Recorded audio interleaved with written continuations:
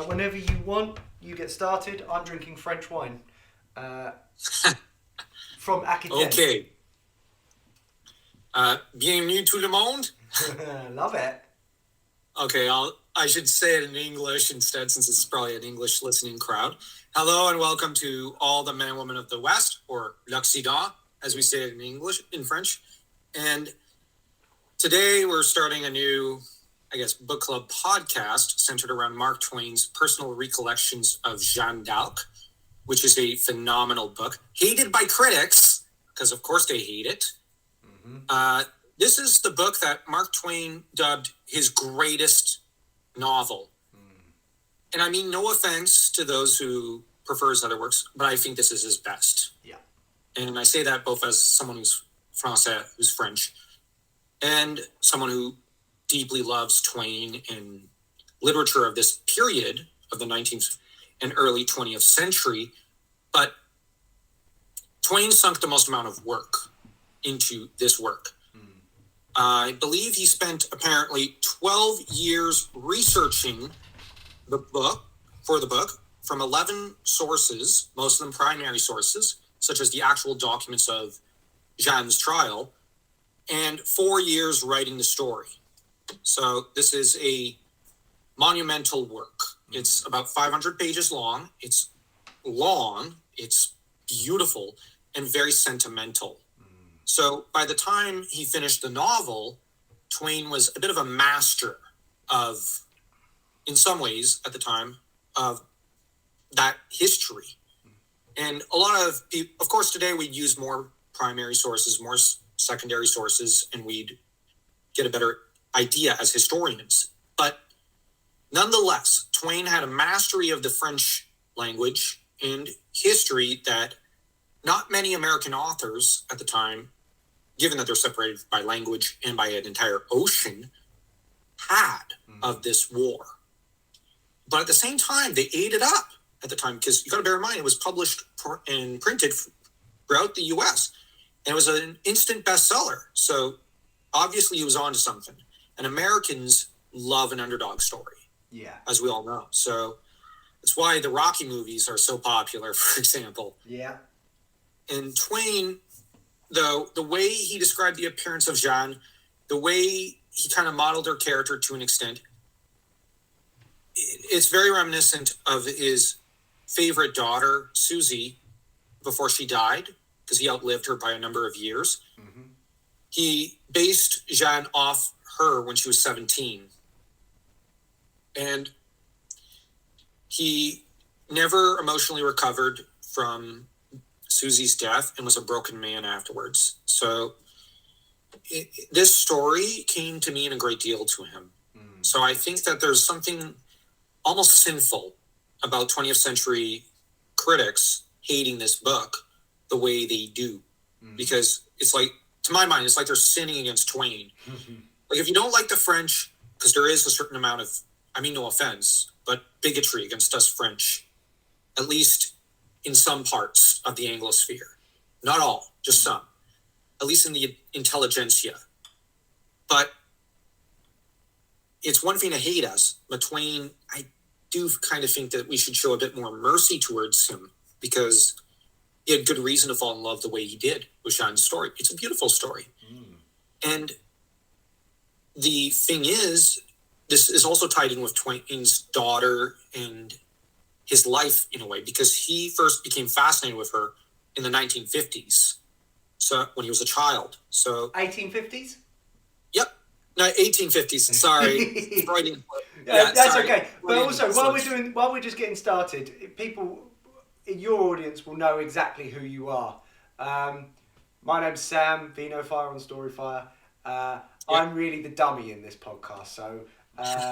No, you're not. And I'm Joe from the Brothers Crin. So I should have introduced myself. Yeah, no worries. But so I played the dummy to Joe's smarty pants, and hopefully I entice out of him everything that makes this wonderful. But I don't think he needs much enticement. I think he's got such a passion for this book. And we had you were the one that raised this book to my attention, and then it turned out my wife had a copy of it on the bookshelf, and she saw him buy it. She saw the book me bring it home. She went, "Why have you bought that? We've got one on the bookshelf." But yeah, no, please carry on. I do approve of your wife's taste. I myself have 2 copies of this book. I've got the English edition, and I recently got myself the French edition. And I really want to get to the French edition. I was planning to do a reading of that. But since you said you wanted to do a podcast, I figured we'll read the English one instead. Yeah. But anyways. So can I ask a question? Did Twain write it in French? Or was it translated? He wrote it in English. Okay. Because his audience was, I think, people from Britain and from America and Canada. So he wrote it more for a Anglo general audience. And apparently the critics from 1896 to about 1900 actually approved of it to a large extent. But then in the 20th century, people began to look at it more snobbily.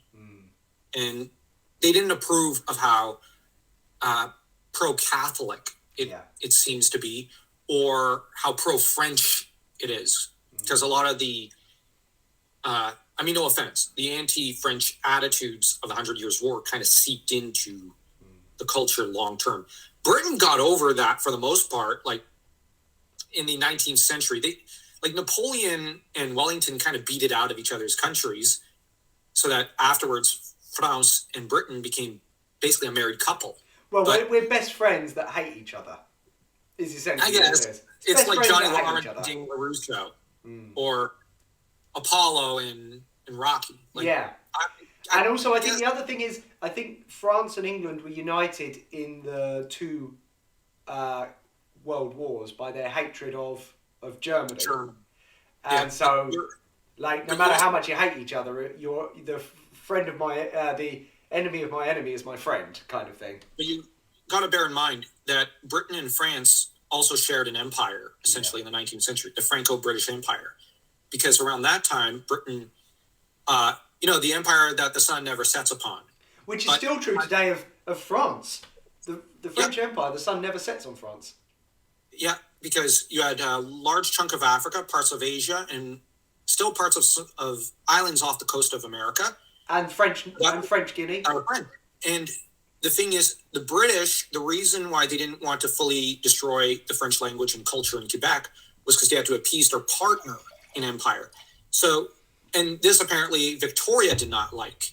And she did throw a bomb once diplomatically into this relationship with Bismarck by encouraging Britain to side with Bismarck in the Franco-Prussian War, when France was telling Britain, we gotta do something about Prussia. This is going to mushroom cloud out of our control if we don't do something now.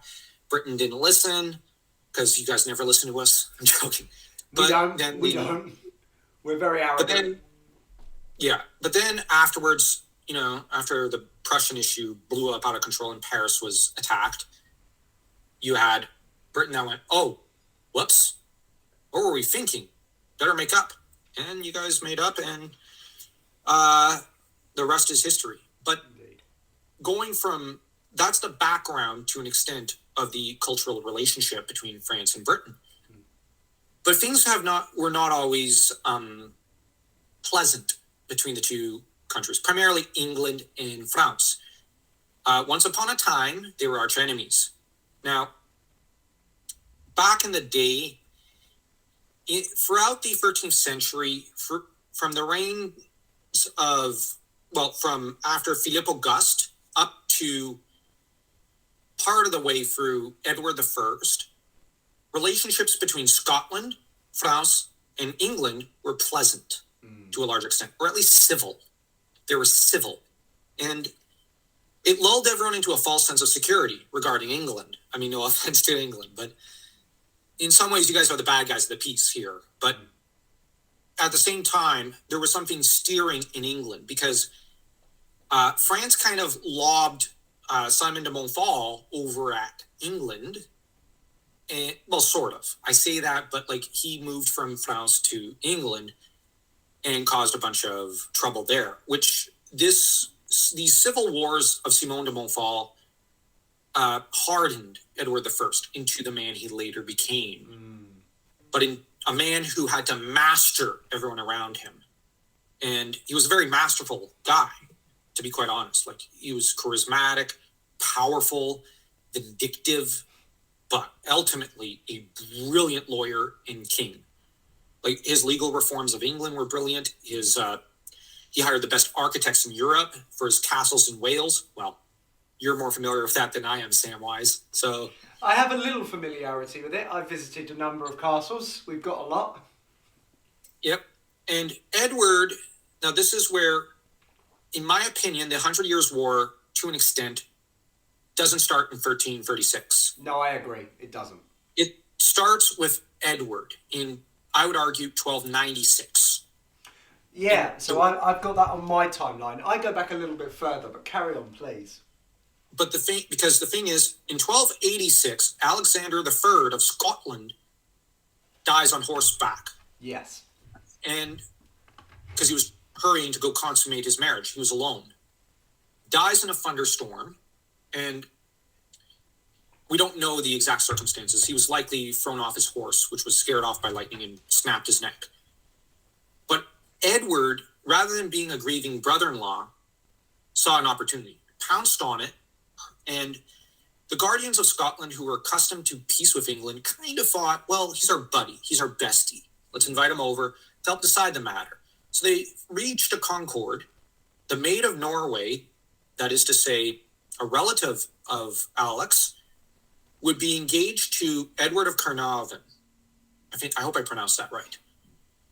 And he was essentially Prince of Wales, and would later become Edward II. Before you go any further, because we're talking to a large, I would imagine, American or US audience or Canadian audience, Prince of Wales as a title is, so if you're the son of a king or son of the Queen, Wales as a district is a principality. It's gifted almost to the Prince of England. And yep, so it was conquered by Edward I. There you go.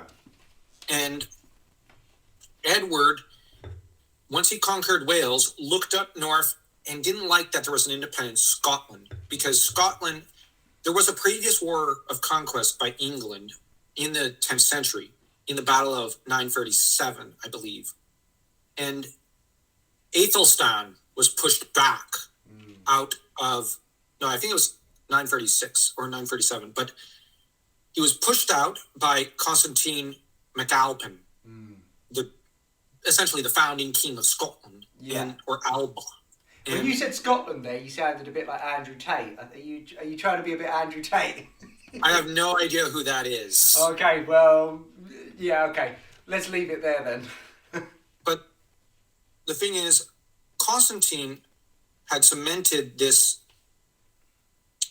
strong position in the north of Britain, of the British Isle. But this never sat well with Edward, because centuries later, after Constantine's dynasty had died out and a new dynasty arose, this new dynasty maintained the independence of Scotland from England.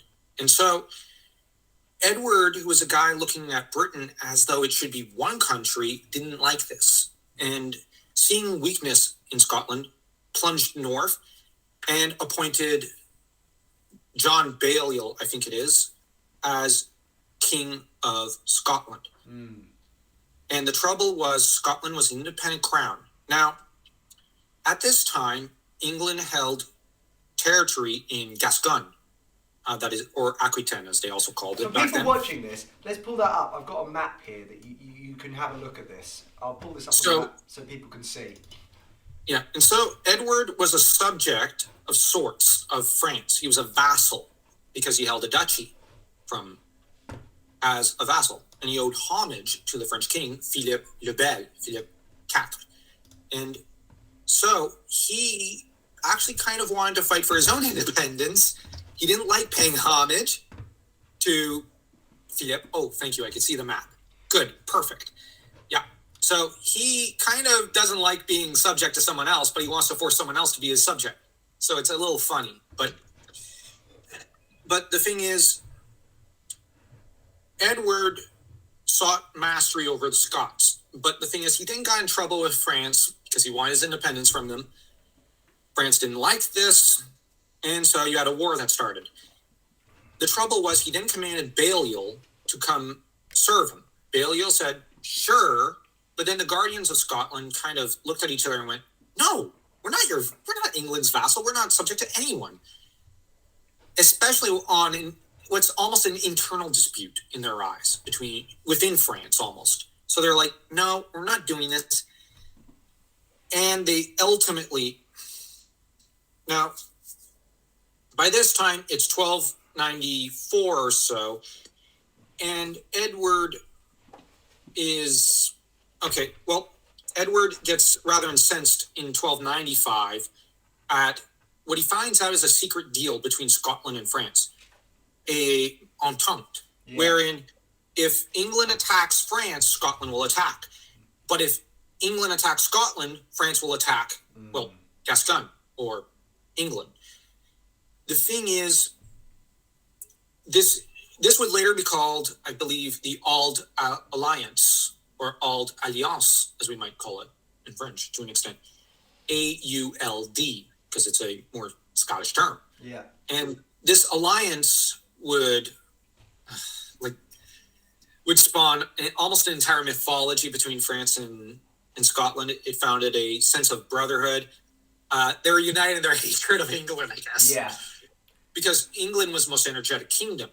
So you had old Roman Celtic-esque France, which was a fusion of Roman and Celtic culture, and you had the semi-pure Celtic culture of Scotland. Kind of the two cultures kind of could see eye to eye and go, "Oh well, we have a lot in common." But England was in some ways more German, more energetic, and they were just shocked at just the energy that England had. So they were like, "We got to contain this." And you also had Edward that they were soon realizing was a problem.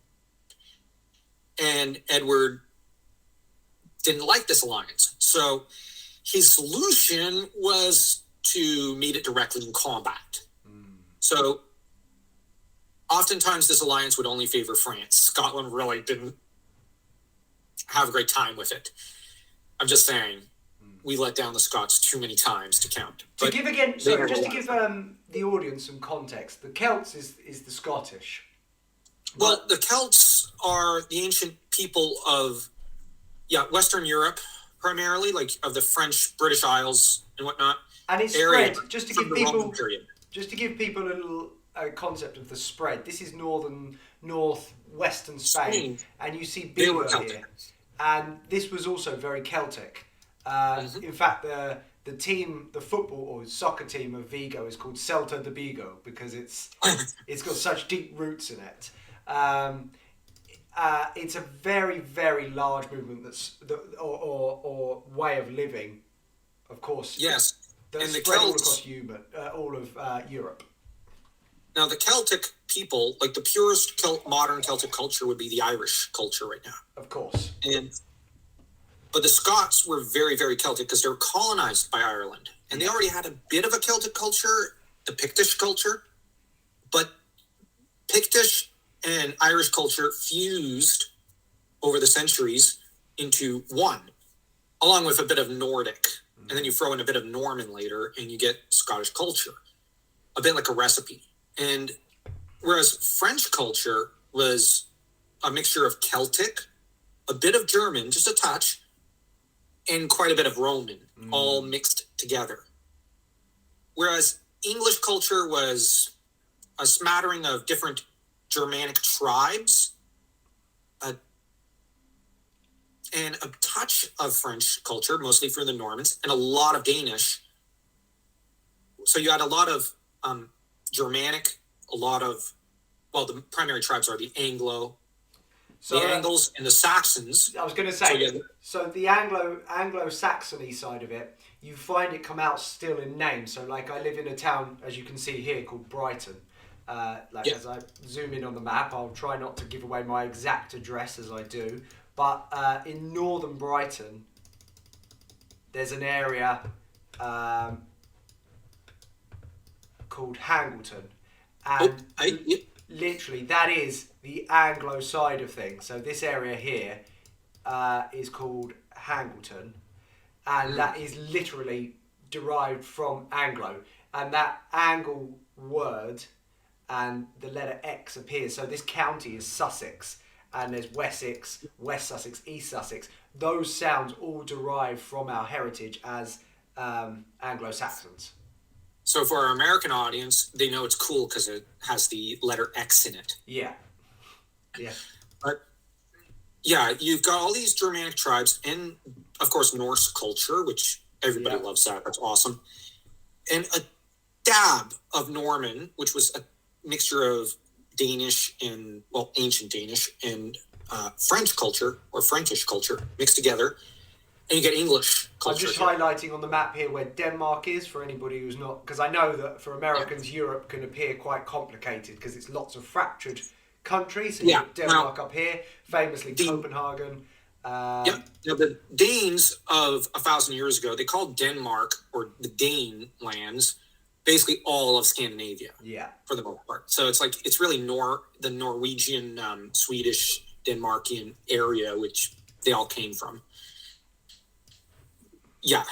So that's where you get all these cultural mixes, and you have, by the time of Edward I, these, like, the trouble is, while the French could not, they had some religious connections to Ireland, they could not grasp Ireland to an extent. But their connection to Scotland, like this Celtic connection, I guess you could say, kind of remained strong between the two countries. But there was no strong connection to England. The French could not bring themselves to understand or like the English culturally to an extent. Like, you look at Henri III d'Angleterre, or Henry III of England, and Louis IX, they should have been best buddies. They were brother-in-laws. Yeah. But they didn't fully like each other. And so even the most religious leaders of the two countries couldn't even see eye to eye. And these were two guys who liked making peace. They didn't like war. Neither of them did. But they could not even see eye to eye. Whereas you go back to Philip Auguste and Alexander II of Scotland, they could see eye to eye. So, like, these are two of the greatest Scottish and French kings of the recent period. They're basically ancestors to the current kings at the time of Edward I. So, we're getting a lot of names, and what I'll be doing as you go through these names, by the way, is I'll be bringing up pictures of them. There's a lot of kings here, and if you're not familiar with the English history, it's very difficult. I just want to take it back a little bit. I've got 5 minutes. Sorry. No, that's cool. I've got 5 minutes until my camera runs out, and then I reset it. So I just thought I'd bring a little bit of context to this. The pivotal date at which most people are familiar with and will have heard the words Battle of Hastings, 1066. So you would have, like, for people who perhaps just have a school basis education in this, to give some sort of context, I was married in the town of Battle, which is just outside of Hastings. I have a friend who was born in Battle. Say that again? I have a good friend who now lives in Korea who's English, who was born in the city of Battle. Oh, really? Okay, so that's amazing. So this whole area of England that I'm sort of highlighting here is 1066 country. And the reason ironically, he's part French, part English, so it actually fits in with this. He's got it all. So to put some context to this, we were talking about England was a Saxony country. And if you go back to 1066, which is where I feel like you need to understand that little bit. Like, we're talking about Joan of Arc. We're building to this in-depth conversation of Joan of Arc, and we want to just provide the context and the history before we delve into this book, because you can delve into the book, but if you don't know the history, it leaves you... It flies over your head. Yes, very much so. And if you go back to 1066, now, if you look at this border between England and France, the closest point is Dover to Calais. So right there you have what is known as the Channel Tunnel. You can literally take a train from Dover to Calais. And actually you can take a train from London to Paris. I didn't know that. London through down to Paris. And actually you can take it up all the way to the Netherlands, as it happens. But yes, so you've got this little gap here. This is the most obvious point in ancient times to cross over, but in reality, the French did not. So in 1066, you've got the French looking over at the English and going, I want a piece of that. The Normans specifically, which is where that whole Yeah, Denmark the Normans looked everywhere and said, I want a piece of that. They looked at Sicily, they looked at South Italy, they looked at parts of France, they looked at parts of Spain, they looked at the Holy Land, they looked everywhere and said, I want a piece of that. Absolutely. Oh, hello, Mr. Superman. Yeah, my brother, he'll be joining us for a bit. Oh, amazing. Nice to meet you. Yep, Dan, Samwise Dan. Dan, Hello. Nice to meet you. And yes, I'm Samwise. Nice to meet you too. Just to continue providing this little bit of context, because during the 1066 battle, where they actually arrived was where I've spent 20 years of my life, which is Eastbourne, and particularly Pevensey Bay. So they came up here, and that is where essentially the oldest castle in the country is. Before that, we didn't have castles. And so I live 10 minutes from this in Pevensey. Where's the castle?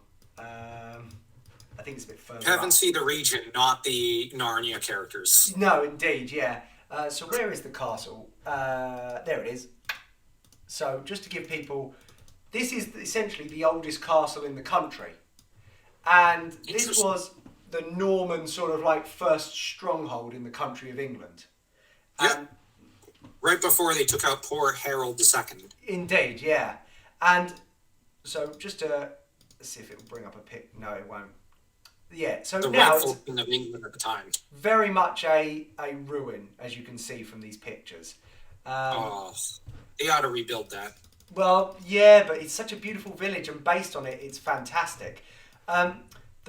So this French king, obviously William, moved over. Well, French Duke. Yeah, French Duke. Sorry, he was not a king, but he moved over to Battle, and so this is where I got married. For people, and so it's called the Battle of Hastings, but actually it was just outside of Hastings in this place called Battle. And this village here really was like one arrow deciding the course of English history. Yeah, it's crazy, isn't it? But we were all raised on the simple, like, it's drummed into your head as a kid. Sorry, technical issues, people, and yep, that's cool. I just wanted to say, so the reason we're explaining this is because for the next 260 years leading up to what the brothers Crin, the two brothers here, were talking about is there is this, once the French had hold of England, you had basically English kings that spoke French, they were French, their names were French. They married French women, like Eleanor of Aquitaine. And they dominated England and Scotland to an extent. Although Scotland, some of the rulers began to intermarry more with Celtic women. Yes. So you started to have a slow Celticization of their upper class, a fusion between the French Normans and the Scots. Yes. So that the Scottish Celtic people, by the time of Alexander III, started to make a resurgence. In England, Englishness did not make a resurgence till Edward I, to an extent, at least in regards to Scotland. So in 1296, he launched an attack on Scotland and ended up massacring almost all the people in Berwick. And you Americanized people. It's Berwick. Oh. Berwick. No, it's Berwick.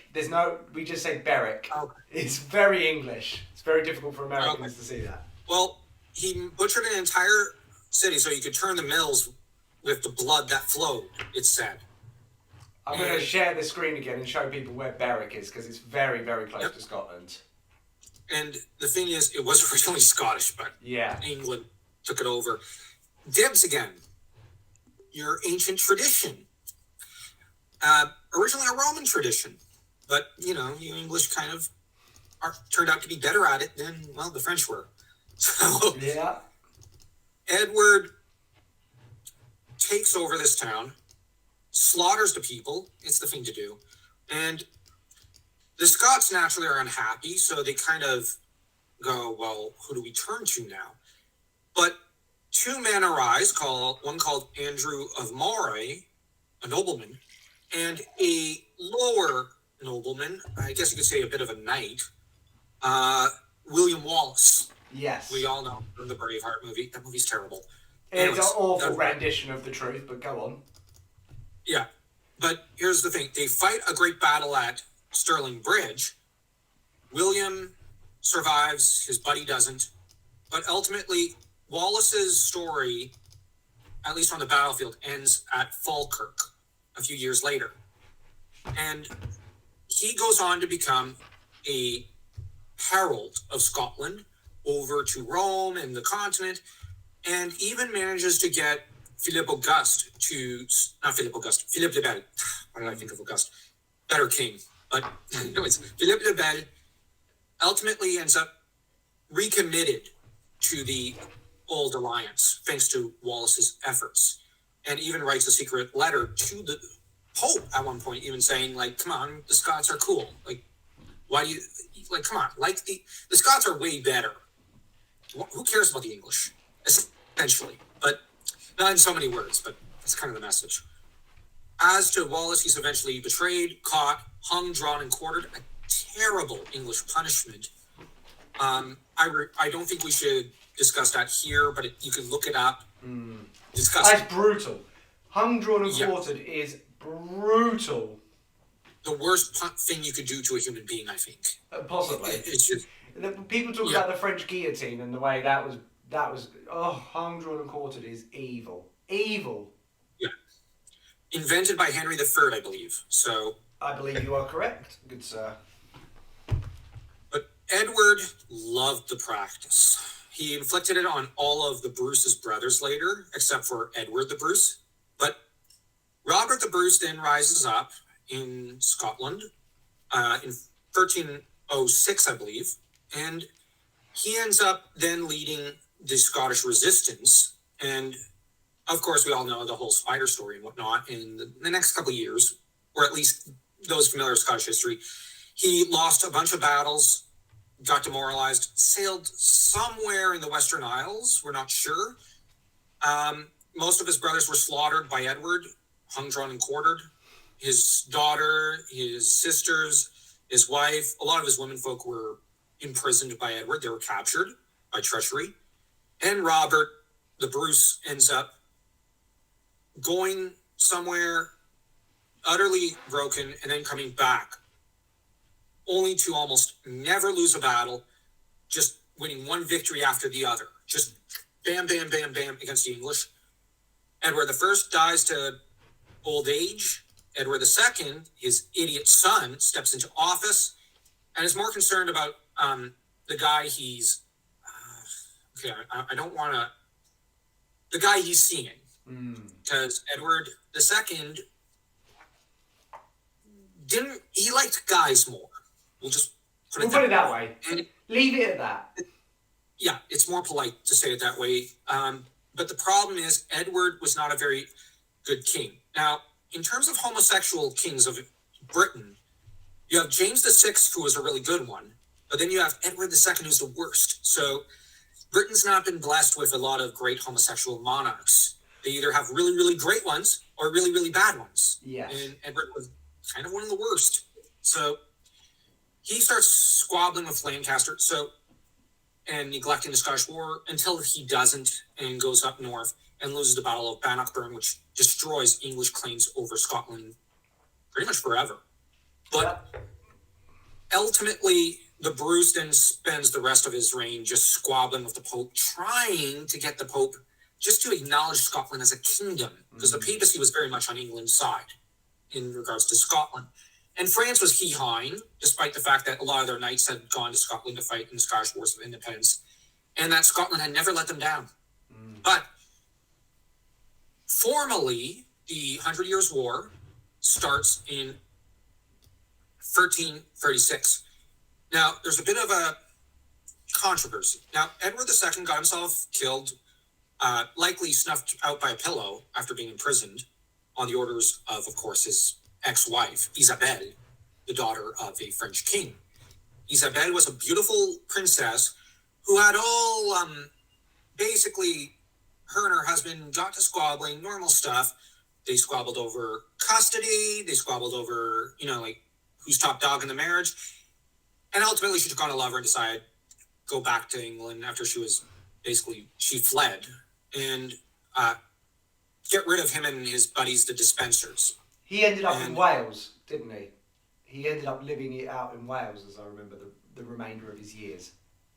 I'm not sure. I don't know. I just know he was killed, and Edward didn't have a great, he was also made to abdicate for his son, Edward III. Yeah. So Edward III comes to office with Roger Multimal, Roger Mortimer in power, Isabel's lover. Roger starts abusing his authority, and Edward, admiring Grandpa, sees it as, I can't let him, usurp my crown. He was also, if we were to put him in modern day language, he was a man's man, Edward III. He was battle hardened, Oh, Roger?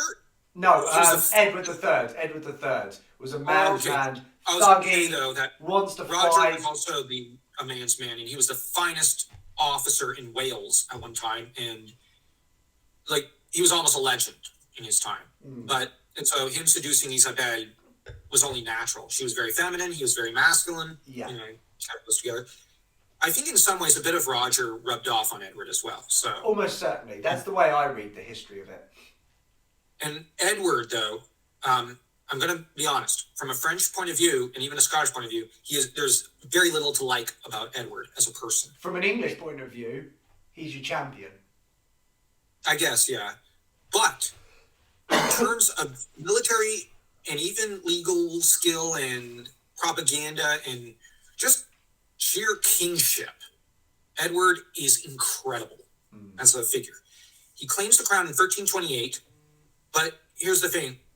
No, wait, I think 1326, actually. But in 1328, Isabel applies to try to lay claim to the crown of France because the Capet main line has died out, and now the next line is the Capet-Valois line, which is a secondary line the Capet family started. Can we just go back, just so everyone can understand? The Capet is the ruling family of France for even basically the royal line finished with them. Essentially, they ruled over France forever and a day. Essentially, there was only a period of a few hundred years. Now they were the direct descendants of Charlemagne. Yes, and the main line died out, but the secondary line continued. But the trouble is, now there's. Isabel thought, well, I can lay the claim to the throne. She had no claim because there's a single French law that had been in force for almost 1,000 years. Salic law. Yeah, la loi Salic. And what this meant was that no woman can inherit a crown. Now, typically, here's the thing. You cannot pass down a claim for the female line in France. So, now, the way it was circumnavigated for the Capet was that they were elected. Now, they were dukes, the most powerful barons under the Carolingian line. But in 987, Hugh Capet got elected by essentially all of his peers who agreed that, well, he's the strongest of us, but hopefully we can contain him. They couldn't. He was a pretty crafty guy, and he generally did manage to enforce much of his power in the local region of Paris and Orléans. He was pretty good at what he did. Same with his son, Flaubert. Again, just to help the American audience, because when you say Orléans, how would they say it? I think Orleans, isn't it? Correct. And just to be clear, Orleans is Loire Valley, sort of very central in France, whereas Paris is in the north. Just to give people a context of what we're talking about. Okay, sorry, I go too quick. And because we're trying to remember, for you, the audience, if you're listening into this, all of this is building up. Sorry, I've got a real tickle in my throat all of a sudden. We want to build for you the picture of the French-English relationships and where everything is, because that is pivotal to understanding the as you would say, Jeanne of Arc story. This law was the very core of France in a way, because when the Carolingians usurped the crown, under Pépin le Bref, they needed people's support because this law was kind of a block because they didn't have any claim through the male line themselves. But then they secured themselves as kings. So this is the Carolingian line, I mean. And down for the centuries, the Capet then did something similar, but got themselves elected and recognized by the Pope. Okay. So when Isabelle basically said, how about my line, you actually had all the French barons kind of confused, and they kind of just reminded her and Edward, but you don't have a claim. You know, like, under our laws, no, like, what? No, you can't inherit the French crown. That it can only belong to someone who's French, like born in France, and through the male line. Like, where are you getting these ideas from? But the problem is Isabelle had taken over England by force, and she kind of got drunk on that, I think, and turned around, looked at France and said, wait, how come my cousins are taking over? I don't want the crown. I want to pass it down to my baby boy, Eddie. And Eddie kind of looked at it and said, I want that. My mommy promised me. That's mine. Because my other grandpa is Philippe le Bel. Because, yeah, he's both Edward I and Philippe le Bel's grandson. So, on a technicality, he actually was entitled to that throne. Well, no, because Salic law is very clear. He can't inherit the crown because... But there is a technicality. There is a technicality through blood. Oh, yeah. But the problem is... But we have to give that context to the audience. I'm not saying he is entitled. I'm saying on a technicality. And it is important that the audience understands that there was, although you're jumping through some serious hoops, there is a technical route by which he was entitled to it. Now, to make the argument for Edward III, as you started to do, he was basically relying on Hugh Capet got elected to the kingship of France. Yeah. How come I can't get elected? You know, like, you guys elected him a few centuries ago. How come you won't elect me? But the French magnates actually said, well, the difference was the line had, there was no alternative to the Capet. They were pretty much the only Carolingian kind of distaff line, and the only line we did want to elect to the crown. Like, you know what I mean? Like, they were like, well, at the time, there was no other lineage to turn to. Today, we have like 2-3 lineages we can turn to. I don't, like, no. Like, if the Capet Valois were not in the picture, maybe we could discuss something. But they are in the picture. So there's a bit of this fractious relationship. Naturally, Philippe says, one of the dumbest French kings ever. What was his nickname? I don't know. I didn't look that part up. 1 second, let me just put it up. He had a nickname that was quite funny. He was called Philip the Tall.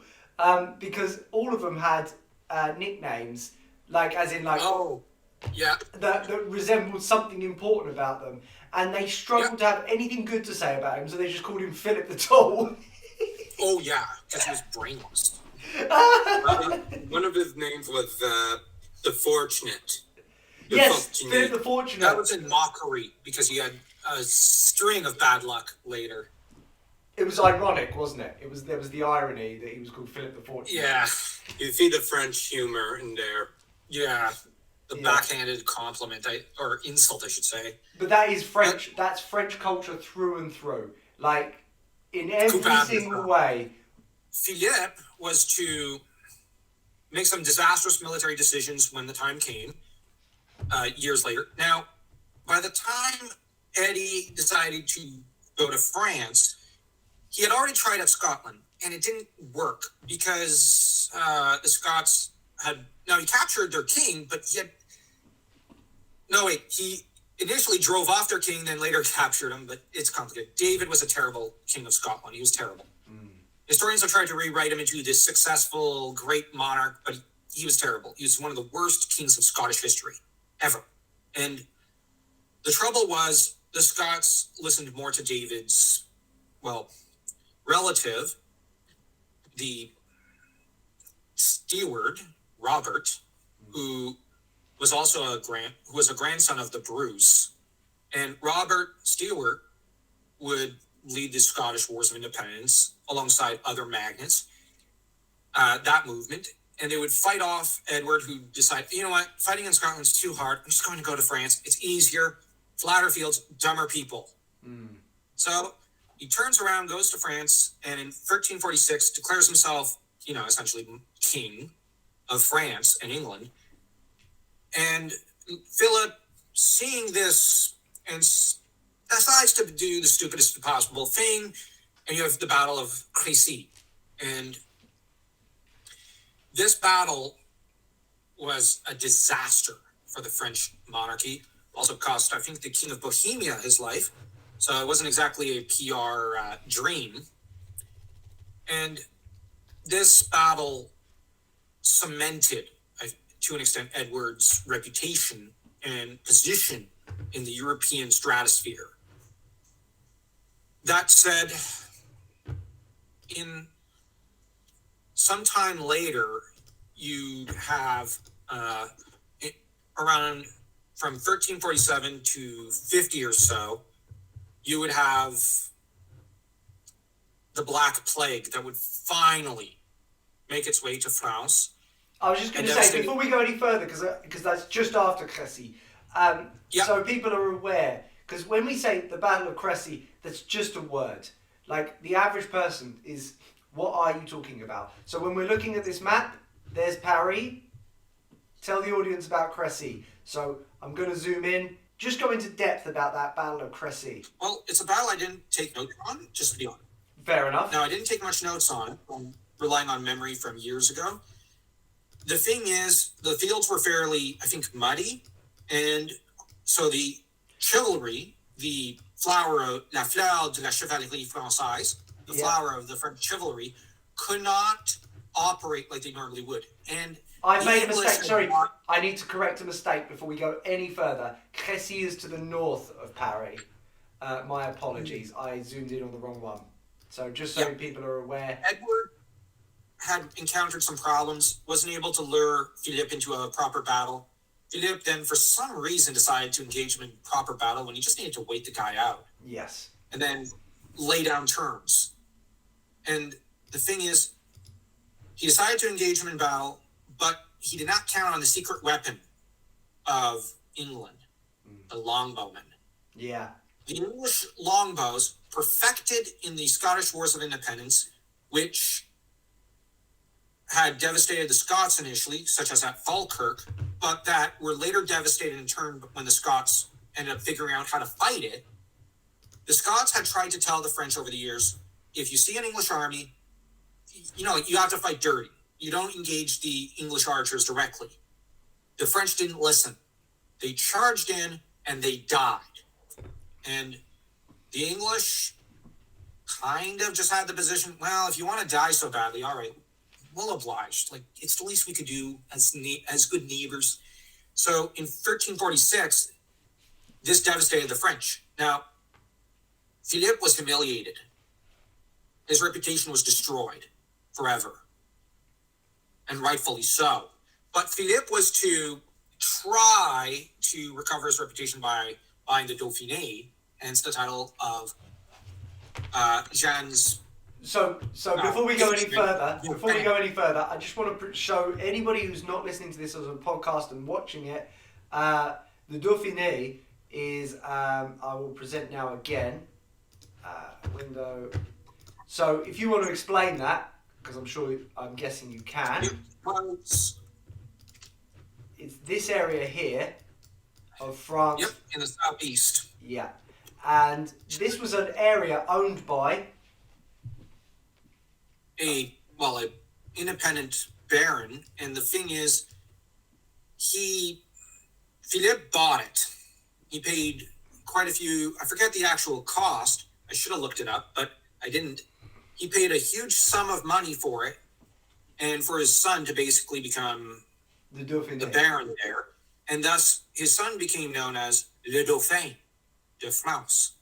Just as England has her Prince of Wales, France had her Dauphin. And so, or Dolphin, as it translates in English. But actually, dolphins are more the national animal of Greece and have been since the Bronze Age. So you kind of have probably a bit of a Greco-Roman tradition there because Southeast, it was originally part of a Gallic province in the Roman period. So very cultivated region, part of the Romance area of France to an extent, but it was also, well, there's a long history to the region. Well, very old. You're talking about one of them, like almost a sacred area of France as well. Because it leads up naturally. Just to give some perspective, so we're talking about also a similar area to the three popes. Mm-hmm. And so previous to that, you had Avignon, and so the Pope was based here in Avignon at one point. And because of moving them there. Yep. And so this area follows the valley up. There's almost no way of avoiding it because there's a wind that comes down here called what's the name of the wind? And it channels down through here, and so you naturally follow it up into the Dauphin, or however you pronounce it. Dauphiné. Thank you. My apologies. And carry on. Sorry, I interrupted, but just to give some context.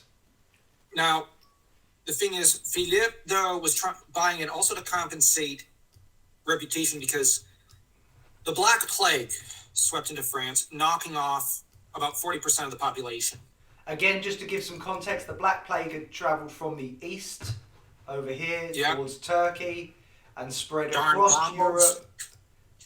Say that again? I said darn Mongols carrying it west. But it decimated France. It hit England, but not as bad as it did France. And it barely even touched Scotland. Yeah, but then by that point, there was a natural barrier between the peoples. So the cross-pollination was very difficult because this area had become kind of almost vacant. Yeah, no man's land. Yeah, precisely. So just to give some context on it, that's what inter-border raiding. And to give people like a period. So this was just after the Battle of Crécy, and then proceeded to Jean II, the new king had come in France, and so the Black Plague had hit France during that time period. Yeah, and it decimated the population for a few years till around 1350 or 1351. Yep. You got to bear in mind the Black Plague would come and go over the years, over the centuries. And they also had multiple other plagues during that single century.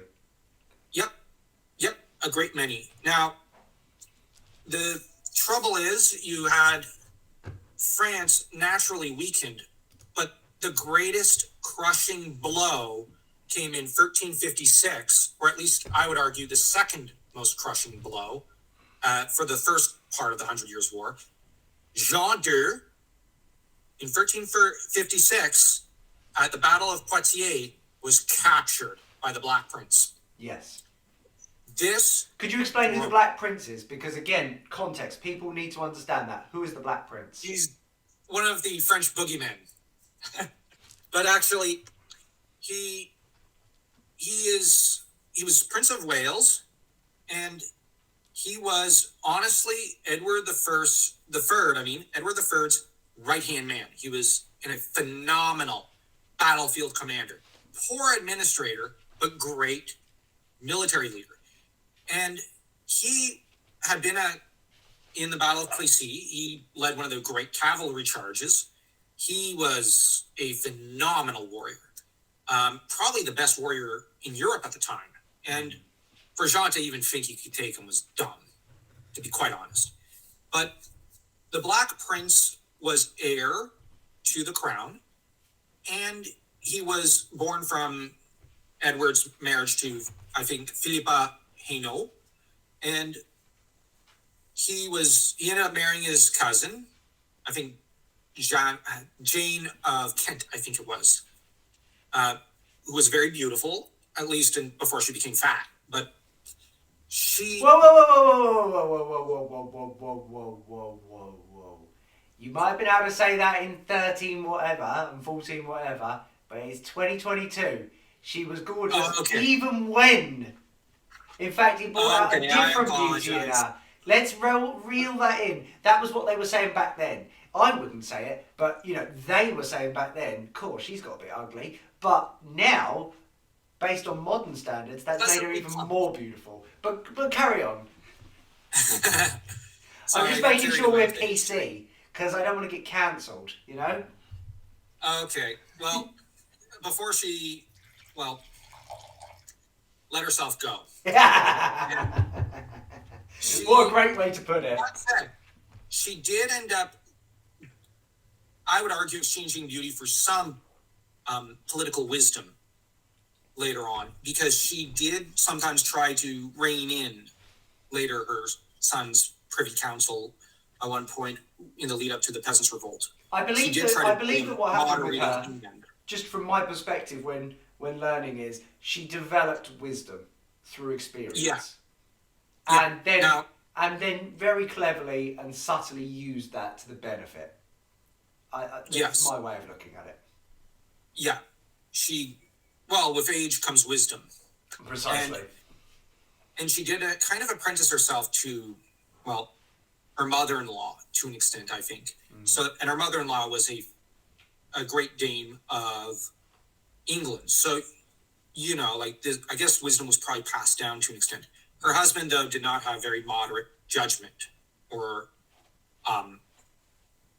tendencies. Now, the Black Prince won Poitiers, but he earned his moniker, at least for us French, because Le Prince Noir, or Le Prince des Ténèbres, the Dark Prince, because, we kind of think of him as the devil, because he went on chevauché, he unleashed the routiers, the free companies of mercenaries who ravaged France. And I believe he's perceived as a bit of a national hero and icon over in England, correct? Well, amongst historians, yes. Amongst English people, I reckon if you ask 99% of people in England who he is, I don't think they would have a clue. But carry on. Really? Yeah. Oh, I didn't know that. What you forget is that 99%... You're talking from someone who has a passion for this subject. I reckon if I played this to 99% of English people, they wouldn't have a clue. English people don't even know about their kings and queens back from... if I said who was king or queen prior to Queen Elizabeth II, most wouldn't know, and if they did, it was because they watched that Netflix. George. Yeah. Otherwise, wouldn't have a clue. God bless that king. So the English is not your audience on this. We are very poor when it comes to history, other than those that love it. Okay, because we were kind of raised by our father and grandmother with the Black Prince as a bit of a boogeyman. Yes, and amongst historians in this country, we understand that he's the boogeyman, but we also, like you say, it's worthy of a debate at some point because he's a hero. He stood for everything that was English. Putting down the French. In terms of empirically. Okay, putting down the French. Yeah, exactly. And the Spanish. Well, but the thing is, we don't care about the Spanish. We did. Well, who does? But right now, we have no care. But we still maintain the strongest alliance with the Portuguese based on our history of our detesting the Spanish. And in fact, if I asked 10,000 English people, I reckon only 2 or 3 would know that. Oh. They don't understand that our alliance with the Portuguese is so strong. If you're Portuguese and you seek out citizenship in the UK, you get it almost immediately. Okay. Well, the thing with the Black Prince was he went on a murder spree through France. Then he took his tour through, I guess Castile would be called at the time. And what happened was there was a bunch of battles, a lot of them. Now, on the French side, we had Bertrand du Guesclin. I don't know if you're familiar with him. I'm not, actually. Sorry, could you repeat the name? Bertrand du Guesclin. No, I am not aware of this person. He was our William Wallace. Okay, right, okay. He fought very dirty. You guys didn't like him. You've got to. You've got to. If you're going to go up against the Black Prince, then you've got to fight dirty. Yeah, well, it's because the Black Prince was a better general than Beltran. Like, they fought at, I think, Nájera in Castile in Spain. Black Prince chose the side of Pedro the Cruel, and what name? Pedro the Cruel. Can you imagine that? That's your name, Pedro. All right, and what do you want to call me? The Cruel. That's brilliant. Yeah. Then you had, okay, we'd say Henry. Trastamara. Yeah, but I think the Spanish call him Enrique. Yeah, well, that would make sense. Enrique. Yeah, Enrique. Yeah. Enrique. Oh, okay. Dan's a little more fluent in Spanish than I am. I prefer to stick to real languages. Yeah. Don't do that. Spanish is a real language, sort of. Un peu. They just want to be French. They wish they were. Henri de Trastamara. Yeah. And from what I understand it, well, that's jumping ahead of the story, but Jean, just to scale it back, was the worst ruler in French history, because when he finally started paying off his ransom and was let go in exchange for one of his son escaped, and John, you can't fix stupid, decided that, well, the only thing to do was to go back to England and party rather than do this annoying work called kingship in France. Yeah. Dumped his job on his son and said, I'm going to England. Screw you guys. And apparently the English were surprised at that and went, okay, thank you. Glad you're a sucker. And laid even more terms down. But the thing is, by the time of the Spanish War, John died, thankfully, and he was replaced by his son, Charles. Charles is sad. Yeah. So, just to give you, because there's a lot of Charles. So, oh, yeah, too many. So we're talking about Charles V here at this point in French history. And so if you're watching it, I will put up a picture of Charles V. And when I say a picture, I didn't take this. No one had a camera. It's an artist rendition from the era of Charles V. He was very sickly. Say again? So he was very sickly, so he couldn't lead his own armies. No, and what was his nickname again? Was it Charles the Mad or something? Charles the Sage. The Charles the Wise. Charles the Sage. Yeah, that was it. Yeah, and he hired Beltran to Guesclin to be his William Wallace, and fought dirty. Edward III hated them both. But the Black Prince ended up going to Castile, and him and Beltran had this big battle. Black Prince wiped the floor with him, captured Beltran, and said, okay, I'm going to let you go now, but you have to promise, pinky promise, or swear an oath on holy relics, you will never fight me again. Can I just give some context to people here? Sorry.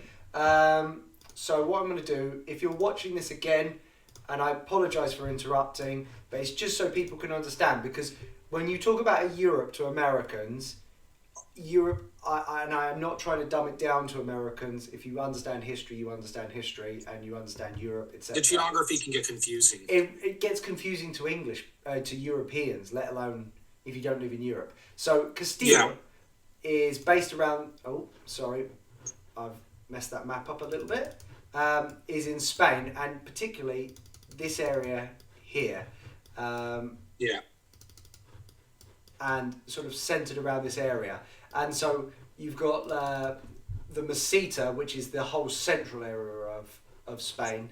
And then there's 19 autonomous communities across Spain, broken up into pieces. So you've got País Vasco, Navarra up here, but Castile was like the heartland, and it's broken into two pieces: Castile y León and Castile-La Mancha.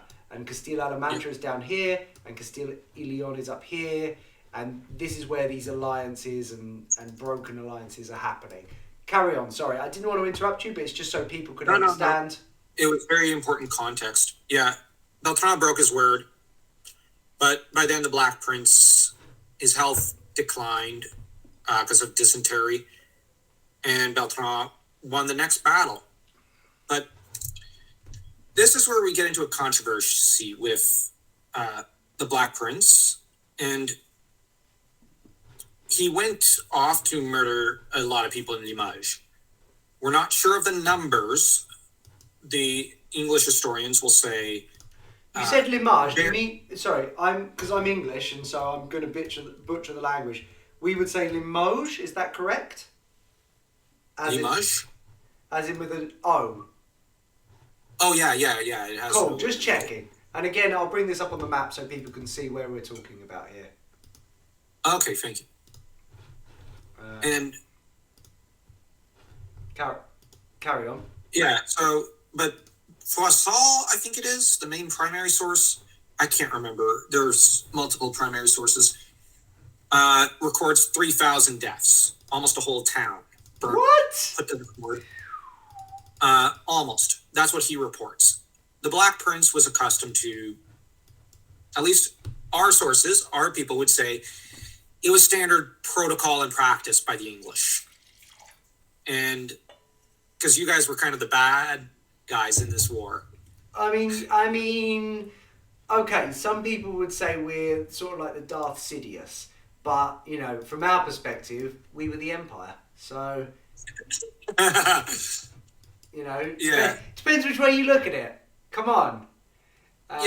So, now I don't know how, with the English perspective on Limoges and some of those, like, what your perspective is on this incident, but apparently for us it's one of the most infamous incidences for the Black Prince. And yeah, it was his last big act, I guess you could say, in France. But yeah, he did a lot of damage. The reality to all of this is, from an English perspective, if we don't do this, if we don't go in and wreak havoc, and I'm not, by the way, justifying wreaking havoc. People, I'm looking down the camera, it's not great to wreak havoc, but I think there was a lot of angst building because regardless, the English, because we had French rulers, were required to pay fealty to the French. And I think from an English standpoint, you know, we were in our own rights, our own kingdom. To then have to pay fealty to a nation that was not connected to us. We had a 23-mile strip of water between us. Yeah. I think, in the end, continuing to pay fealty after 262 years was beginning to grate.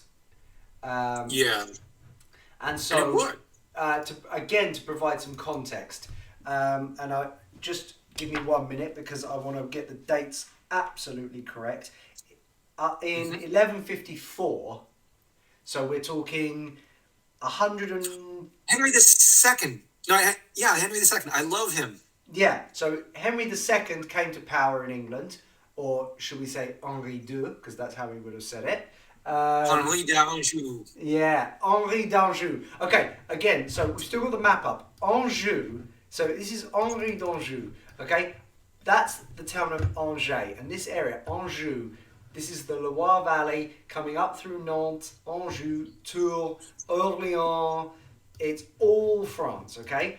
And actually, that valley whips up to Orléans and then comes down through France, okay? So we had Henri d'Anjou, and he became king, and this is the family Plantagenet.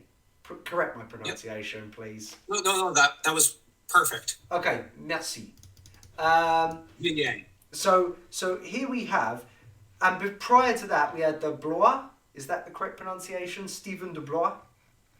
Oh yeah. He tried to usurp. So we had a very, very French, family-oriented kingdom, okay? And so 150, 200 years before it all happened, we had Henri II, the Plantagenet, from this region. And then you mentioned earlier the Valois of the Cadets, and they were also from this area. And there was a rivalry between these families because they were powerful families. And so all of this is added to the context of this story. The story is you've got powerful families from similar areas in France ruling two kingdoms, paying homage to a French king that actually, in truth, none of them liked paying homage to. The Valois didn't, because they viewed themselves in their own right as a powerful family, as rightful heirs to the throne. And the Plantagenets did not want to pay fealty to the French king. Especially when you consider the fact that in personality, the Capet Valois were pathetic compared to their predecessors and the Plantagenets themselves, who had much more forceful personalities. The Plantagenets, if you were to compare them to anything, you would say they were angriest family in history. Yeah, they were ruthless. They had no love for the weak, and you've also got to remember from that spawned, after all of this, the War of the Roses. You know, you had because they divided up. So the Plantagenets divided up, and but what's also interesting is with Henri d'Anjou, is his capital was in Chinon, which is later where the rightful French monarch Charles VII, le Dauphin in Jeanne's story, fled to. Yes. So that Chinon is the birthplace, in a way, I guess you could say, of at one time the capital of England in a way, the birthplace of this dynasty in a way, but then it is the it's fascinating that this is the castle where the dynasty that later brought France almost to her knees was born, and where French resistance was born. Yes. So, my favorite castle. Well, to be fair, when you look at it, there's a few things that, again, contextually, if you're watching this, there's a few things about France that perhaps are lesser known, but I'm sure you guys will know it. So first, I'll bring up in a second the picture of the castle in Anjou. It is... Okay, please do. I've never seen it. Have you never seen it? Oh man, I've been there. It's phenomenal. I'll tell you what, I won't bring it up now because I'd have to find it, blah, blah, blah, blah. But it will come up on the screen now. But amazing. But beyond that, there's a few things that are worth knowing, okay? So when you look at the map of France, you see this place here, Reims. Now, I'm going to attempt to pronounce this before you correct me. But this is deep in the area of Champagne, or Champagne. Pronounced Reims. So as in, it almost sounds like an N, the M, Reims. Is that correct? Sorry, what? Reims, up here, is Reims. The M is an N. And this is where... so this area here is important to the whole story because you've got Reims, which is where the kings, who obviously resided in Paris, there's the Cathedral of Reims, where they were crowned. Oh, time! Well, so in France, they are very strict about this pronunciation. That's my joke, because obviously the irony of not being able to pronounce pronunciation. Reims. And then in the south, so the most southern point of what's considered Champagne is Twain. And this is actually, truthfully, this whole area here is very much the region of Joan of Arc or Jeanne d'Arc. Yep. And it's worth understanding all of this because now you're talking about up here, this is Champagne, and this whole area from Dijon to Lyon is Bourgogne. And these are important things because Bourgogne, in English referred to as Burgundy, is again a famous wine region, and the reason these two areas are so famous for their wine is because of the monasteries from 500, 600, 700 years ago. And you're seeing up here Metz, which is again intrinsic to the story of Jeanne d'Arc or Joan of Arc. So we have Metz, Nancy. All of this is deeply entrenched in the story of Jeanne d'Arc. And so if you're going to participate in the reading of this book with us and going to participate in the book, it's worth understanding these regions. You're talking about this area here, bordering Strasbourg. This is the driest part of France because of this mountain range here. And so it's dictated to them how their monks produced alcohol for Catholicism. Quite a while. So what people think of the driest areas as down here in the south, but no, they get very minimal rain, so it's dictated to them how their grapes are grown for sacramental purposes. Dijon, known for its mustard or moutarde, but in reality it's really important for wine and monasteries. So you're seeing the deep Catholicism of this country. And then we come down to here. This area here is known as the Jura, and that's where we get the word Jurassic from, because there's an area here called the Étoile. It's called the 5 Points, and this is where we find the oldest crustaceans from the Jurassic period. You're talking about the centre of the cultural world is France, and we were talking beforehand, weren't we, about your desire to live in France. It is the centre of the cultural world, and it has everything contained within it. And this is all intrinsic to the story. Without it, where's French pride come from? It's come from the fact that they are almost, France is the centre of the universe in terms of culture. Perhaps you agree with that. Perhaps you disagree. I'd love to hear your thoughts. Certainement. Certainement.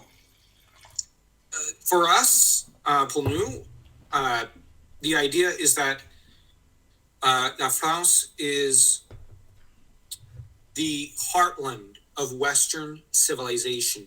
Yes. Culturally, to us, and this was especially the case in the medieval period, but we believe that to our cultural mindset, when Rome fell, the cultural heir was France. Yes. And we are the heirs of Rome, far more than Italy to an extent. Just to bring that into perspective for people, again, because we're talking to an American audience, Rome is on the western border of Italy. And that's important because you've got the mountains that go all the way through Italy, preventing almost the movement to the eastern side without difficulty. And so the natural route up and into France is important to the whole concept of why France became the natural heir to the Roman Empire. Carry on. Exactly. Now, like Russia and Poland are always squabbling about who's heir to the Eastern Empire, because they both feel that they're the heir to the Greek Empire, the Byzantine Empire. That's something they've been fighting for like 1,000 years, I think. Like they're never going to let it go. But for us French, we like the center of the Greek, Greek civilization, I guess you could say, lies to the east, like in Greece, in Poland, in Russia, over in that, I guess you could say, Slavic region. But for the West, the Western Empire, the heirs to the Western Empire of Western Roman Empire that fell in 476, we are the heirs. That's how we feel, and we are never going to stop believing that. Like, it's something that actually a few of my American friends have said, but you're not. No, we are. Like, that's how we perceive ourselves. We look at ourselves through the lens of Rome may have fallen physically, but it was reincarnated in a way in France, or at least we are heir to the Celtic culture in a way, like, because we are part Celtic, but we're also heir to the Roman heritage. Thus, we take everything that is Western civilization, everything from ancient Greece to Rome to the Celts, it's all perfectly fused into us. And we, like England, Scotland, Ireland, America, Canada, Spain, Germany to an extent, we're all Western civilization, but France is the heartland. France is could I the cultural center of the universe. I would like to provide the English context to this. Okay, so, please do. The English, firstly, the English like things dumbed down massively. And I always use one word to exemplify what the difference between the English and the French. And that word is caprice or caprice, depending on your bent in the English language. But of course, in the French language, capriccio. And capriccio is a word that the French would use without even thinking about it. It's the natural word to explain someone who changes their mind quickly. But an English English person would never use that word because it sounds too, well, I reckon if I presented that word to 10,000 English people, one person might know it. That's like, if you've got a good vocabulary in English, in England, it's considered pretentious. But in France, even if you live in the ghetto, you still have a good lexicon. Exactly. Because to use the wrong word sounds ridiculous. It sounds stupid. It sounds moronic. But the French have this grasp on the language. For the English person, France does represent culture. Because if you're like, and I'll bring up the map again, and I feel like this is so important, a window. If you want to visit England and understand England as a place, the culture resides in one town in the north, and it's the north, and that is York. Love York. There it is, York. Okay. Vikings. York is the cultural epicenter of England. Everything else then comes down to two places, Oxford and Cambridge. Now, that's not to say that the rest of England doesn't have culture. That is not to say that. But you certainly do. We certainly do. But York, Oxford and Cambridge, so there you see Oxford, and over here so Oxford is to the north west of London, and Cambridge is to the northeast. Going sort of this way somewhere. There we go, Cambridge. Those are cultural centres of England. France, you can walk into virtually any village and there's a cultural centre. But the English from the Romans took that brute aggression, the iron teeth of Rome, because we're conquerors, we're empirical. And that's not to say France aren't. But the British from the 1600s through were just ruthless. You think about our exploits in India and Pakistan, you think of our exploits across the continent of Africa and down in, well, you could say America, and, we were ruthless. And we were the iron side of Rome. And they took the cultural side of Rome. The architecture of France is very Romanesque. Yeah. And Britannia shall rule the waves, though. Yes, indeed. And we did for a very, very long time. And then, funnily enough, we took on Roman architecture because we copied, and I can't remember the name of the architect, but in the 1700s, the king, and I can't remember which king off the top of my head because I've been drinking lots of wine. Hello, people. We employed architects to copy the architecture of Paris. We were so desperate to have that Roman feel in London. So when you go to London, you get that Roman feel because we've got columns, which again is Greco-Roman. And an excellent novel, real quick, for that entire history. It's a great novel written by Ken Follett. Across all their cameras, they do not allow more than half an hour. Charles Fou. Could you just tell people what Charles Fou is? Well, he was I think probably the craziest French king in history. Almost he certainly. Was nuts. Yeah, he was. He was married to a woman called Isabeau de Bavarie. She was, she liked a lot of different guys. That's to tone it down. You put that so politely. She... actually, before you go any further, while that's putting it politely, history suggests that is also totally inaccurate. But carry on. Yeah. But she, on the other hand, would... Well, while the French were not having a fun time with Charles the Mad, funny enough, the English were having even less of a fun time with Richard II. Yeah. Who was not insane like Charles. He was simply megalomaniacal. I love your pronunciation. Megalomaniacal, yes.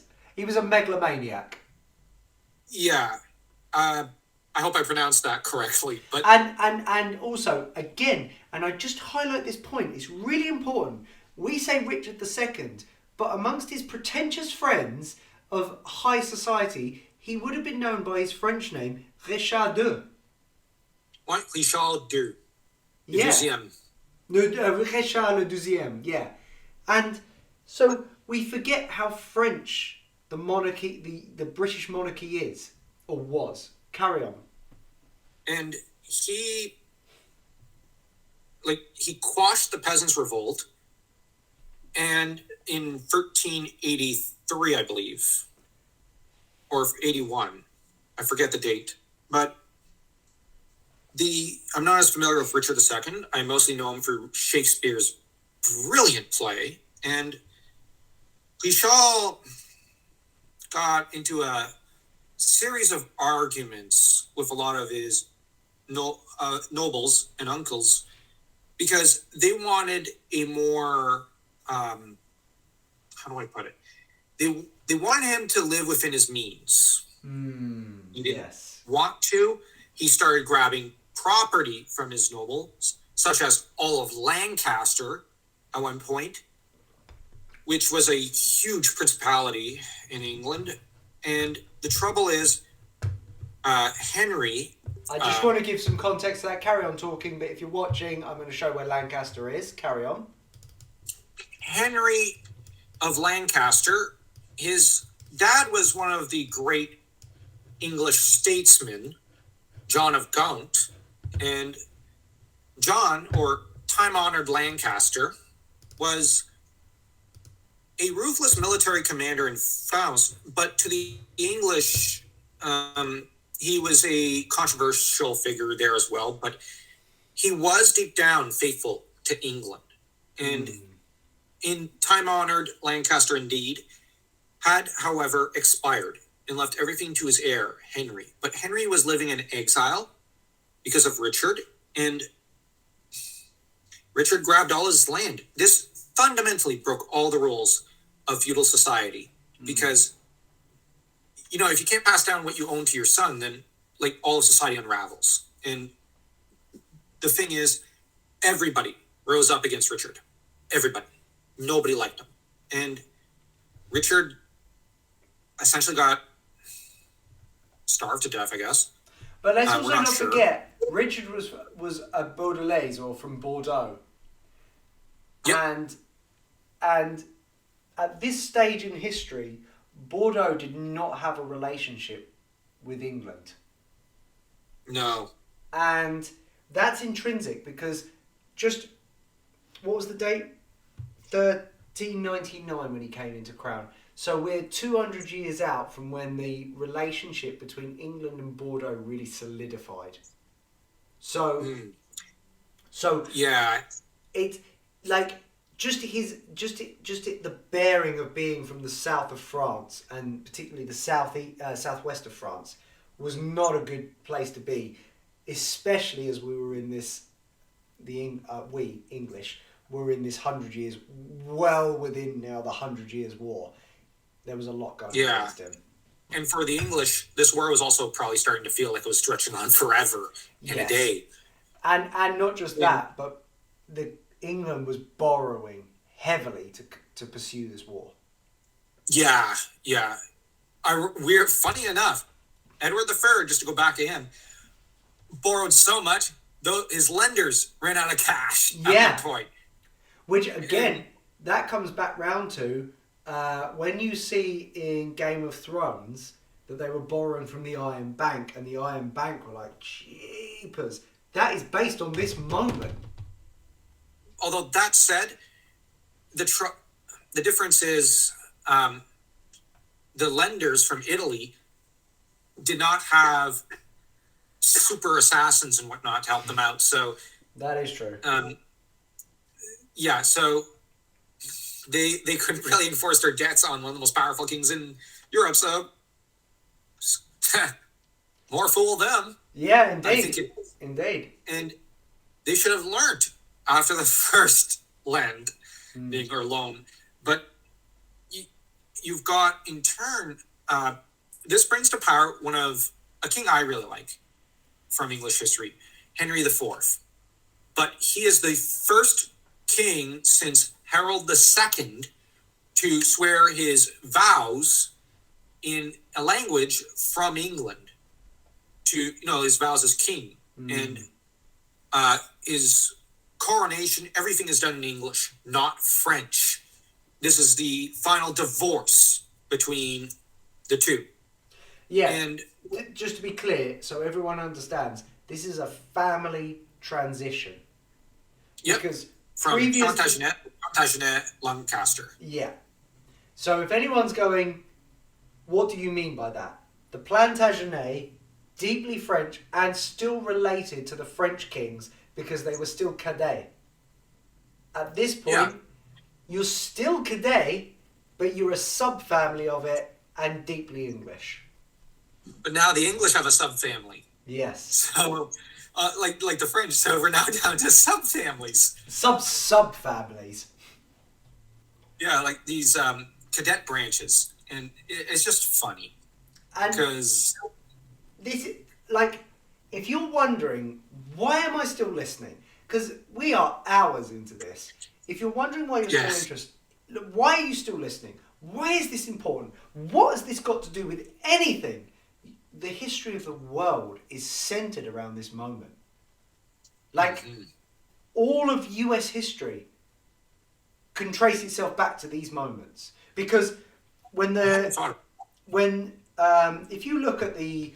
I just want to take them... Because we're talking about Jeanne d'Arc, okay? And I just want to read... Just give me 1 second, because I don't want to read any passage from Jeanne d'Arc. But he writes under this pseudonym.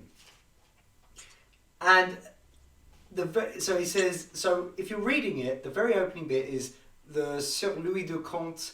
It's who is this person that he wrote under the name of. And the opening line is, this is the year 1492.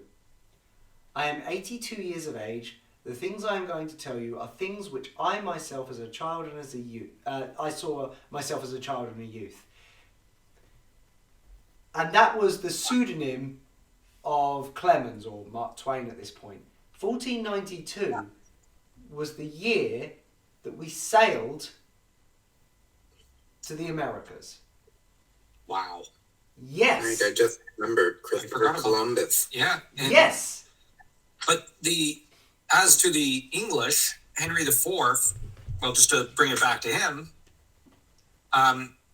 he ended up pretty sickly after a while.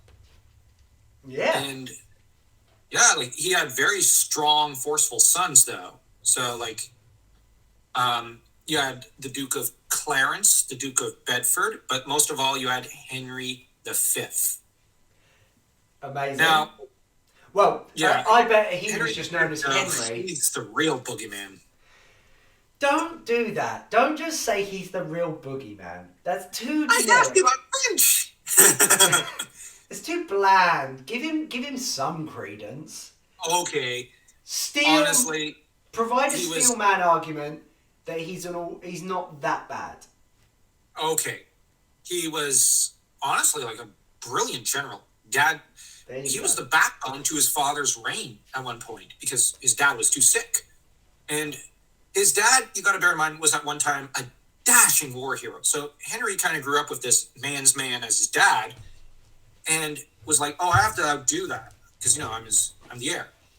And he learned from observing Richard Richard II, how to exercise power, but he also learned what not to do. And he watched his dad, who was a pretty good general, a pretty good warrior, and kind of learned what to do in war. And like Henry V was someone whom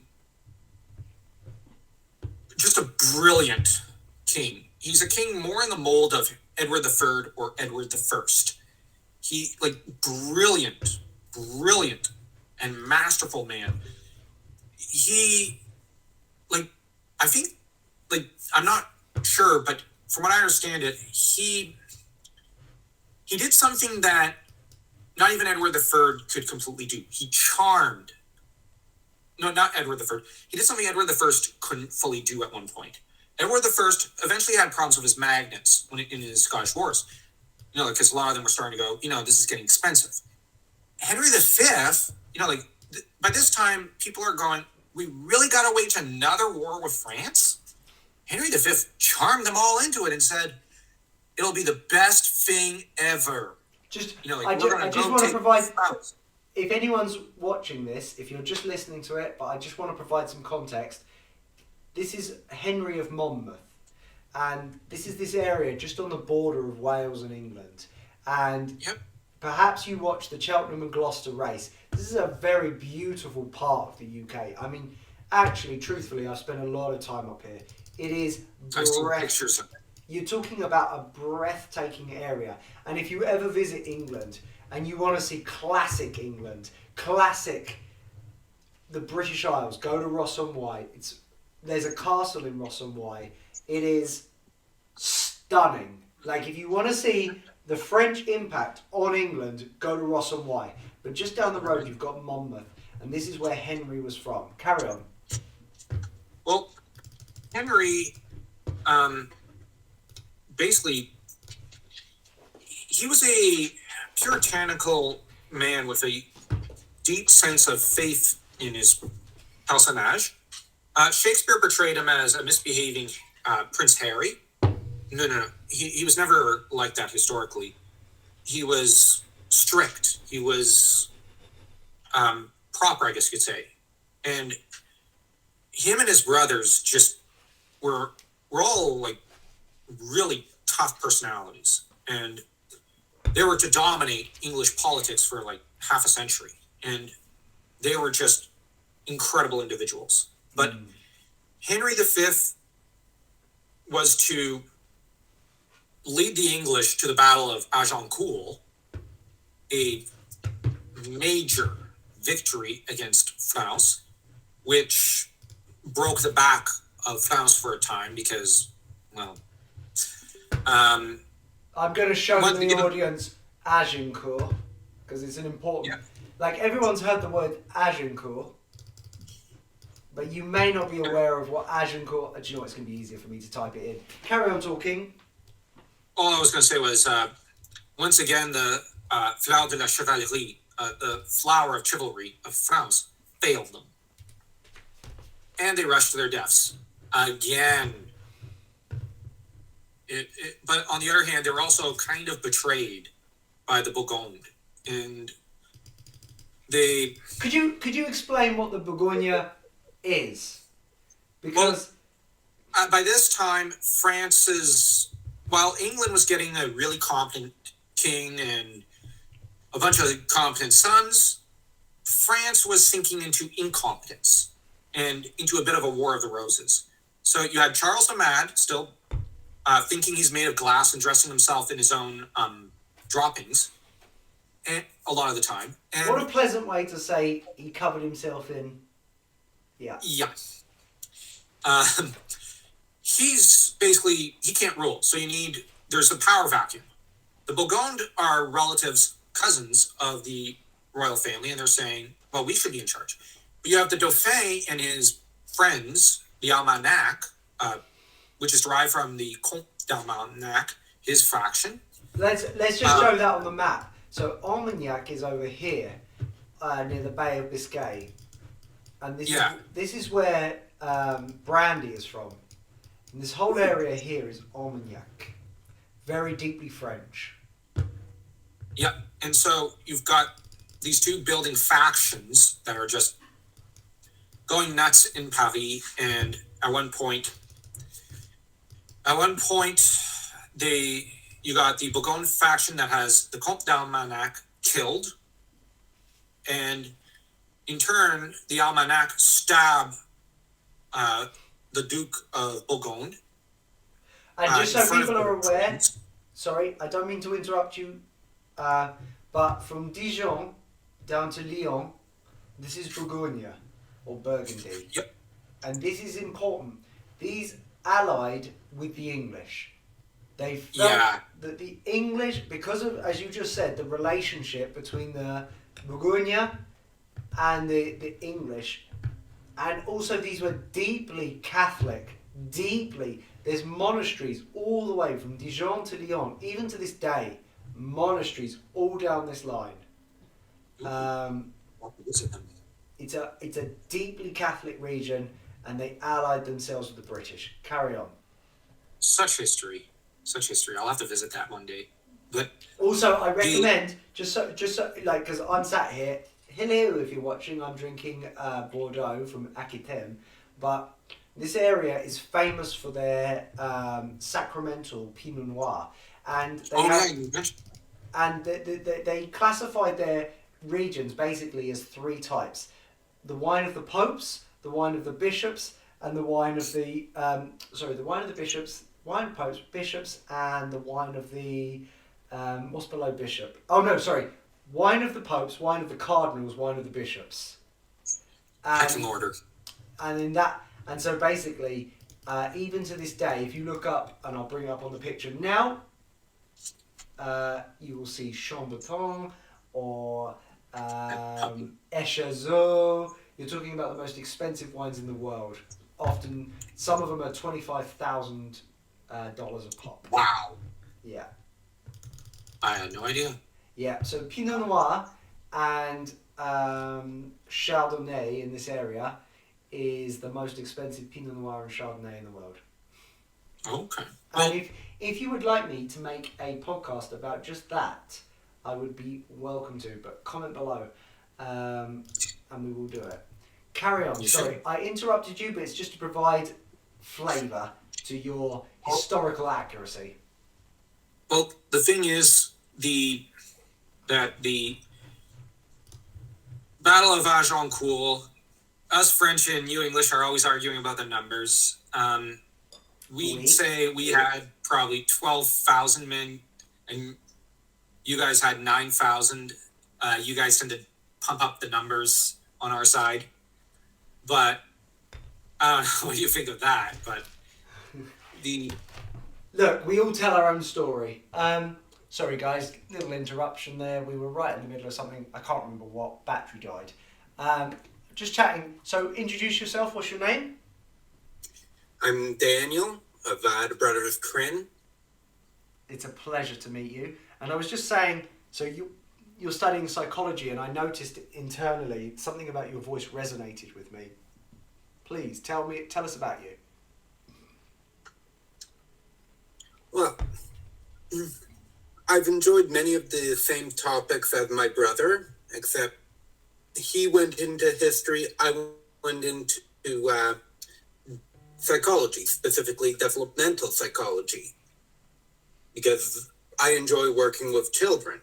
And I've started to get back into reading, and of course history is a topic that I also love, particularly French history. Of course. You're Canadian. You have no choice. Of course. And actually, it's really important to understand, Canada is a sort of divided nation. It doesn't know whether it's French or it's English. And yet 95% of it is English. Like, it's owned by King Charles now. He's become king, and now he owns 95% of your land. It's crazy to think that, isn't it? Yeah. Essentially, we have the French part of Canada and the part of Canada that wishes it was French. Yeah. 95% wishes it was French. And truthfully, I understand that. When I go to... So, I lived in France for a while. And to give some context, I lived for 3 months in the mountains in France. I took 3 months off of work. And me and my best mate, we went and lived up in the mountains. And now some of my best friends are in France. And I lived in the town of Chamonix. That's where the first Winter Olympics was held. So if you look it up. And Chamonix is my second home. I can walk around Chamonix like I know where every shop is. I know where the best food is. I know Chamonix like the back of my hand. It's the love of my life. And if I could live as a second place, it would be Chamonix. That would be my place. Just with every fibre in my body. But I don't think my wife wants to live there, so I don't sweat it. She likes it, but she doesn't love it. Whereas for me, it was like, if I hadn't have met my wife when I met her, I was planning to move up there. Okay. Well, maybe it was for the best that you end up back in England. Well, yeah, and... So that you're where you are now. Yeah, and I love my life. I love my life. I have a fantastic life. Guys, you know, life gets better when you're with the person you love. I promise you that. And I love my wife. And I'm not as good to her as she is to me. And I say that because, you know, deep down in my heart, I know that. So be good to the people you love. We've waxed... Parce que c'est l'amour. Say that again? Parce que c'est l'amour. Oh, I love that. Because of love. Because it's love. Yeah. Makes everything better. No, it's c'est l'amour. Parce que c'est l'amour. In those movies. And for those of you who don't understand or speak French, the spelling on that is going to blow your brains. Look up parce que c'est l'amour. Anyway, but we have delved into the history that surrounds this. But we haven't. We haven't even scratched the surface. That's what's scary. We haven't even scratched the surface. I think you could probably do 20 or 30 hours worth of podcasting on this. Easily. Yeah. Easily. We're probably going to have to do that at some point. We're planning that on maybe our history corner at some point. And I would also say, both to you brothers, I'm better at psychoanalyzing some of these historical figures, but I need a bit more information on paper. Yeah, I could easily Google it, but I could pretty much... It's better with the books. Yeah, where I could probably feasibly analyze what their childhood was like. Even royals would have different... Well, yeah, and it's interesting because Henry V, for example, spent time in his childhood with Richard II as a hostage. Spent time with the man who hated his dad the most in the world. That is going to affect someone. And then ended up having a fractious relationship with his father for a time when his father became king. And his father went from being a man's man to being the most sickly man in the world. Yeah. The relationship between father and son was probably damaged, as Henry probably sympathized more with Richard in that case than his own father, and that was a very emotional and spiritual blow to his father that caused the illness. Probably.